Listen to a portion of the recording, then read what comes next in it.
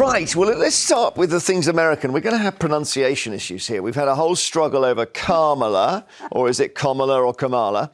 We've now got a guy whose name is Walz or Valz.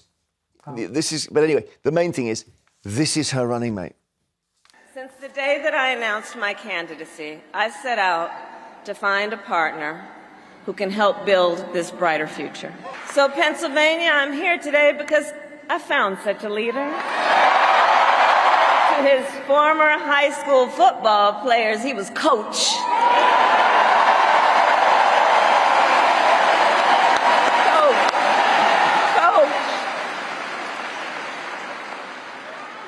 And in 91 days,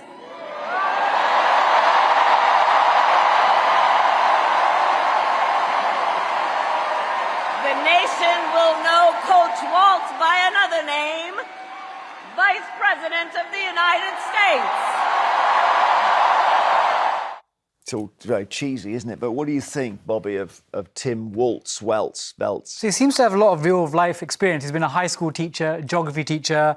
He's been the Army National Guard for 24 years and a football coach. So someone with not just a political operator for his whole career. So I feel like that gives credibility in terms of he's someone that's seen real life before he's gone into office. And he's Minnesota. Minnesota's one of those states, isn't it, that they need to... It's one of those swing states they need to win. What do you think, Anne? Because I'm thinking that Kamala's looking like she's got a good chance here. Well, I'm not so sure. I mean, when the debates really get underway, I'm not so sure. At the moment, obviously, because she's new to it, and, you know, Trump has been around a very long time. I don't mean she's new to politics, but she's new to this sort of position. I think, naturally enough, she's having a honeymoon period, but I don't actually see her as a future president of the United States. Let's see. And as for Walz or Valz or whatever he calls himself, too obscure at the moment to make any judgment. No, Tim Walz. So he's keen to go up against Trump's running mate, because there'll be a debate with that guy who's J.D. Vance. And he says he's going to challenge their dangerous and backward agenda. J.D. Vance literally wrote the foreword for the architect of the Project 2025 agenda.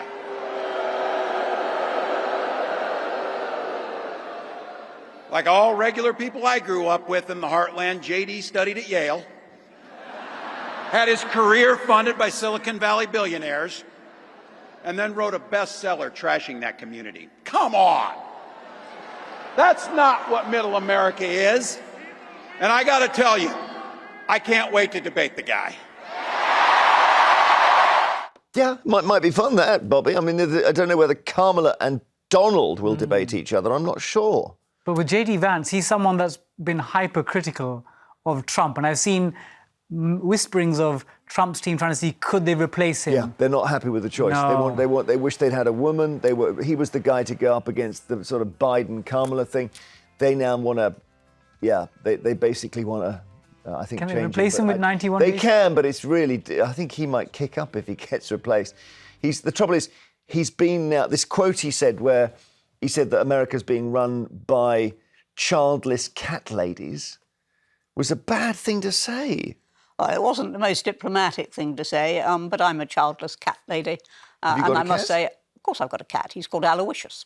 What does it mean, Charles? What is that? That's a sort of trope, is it? Or what does it mean? That people are kind of eccentric? Or... Well, no, it means that if you're childish, you know, you take comfort in getting a cat. I think that's what he was saying. No, but more than that, it's that you don't have a stake in the future as well. But if you actually look at the argument rather than at the choice of words, it was precisely about that. And we've had it in this country. Do you remember Andrea Leadsom saying of Theresa May, the leadership, you know, because she didn't have children, she didn't have, you know, quite the same sort of stake. You know, we have it all the time. I mean, it's a trope, basically.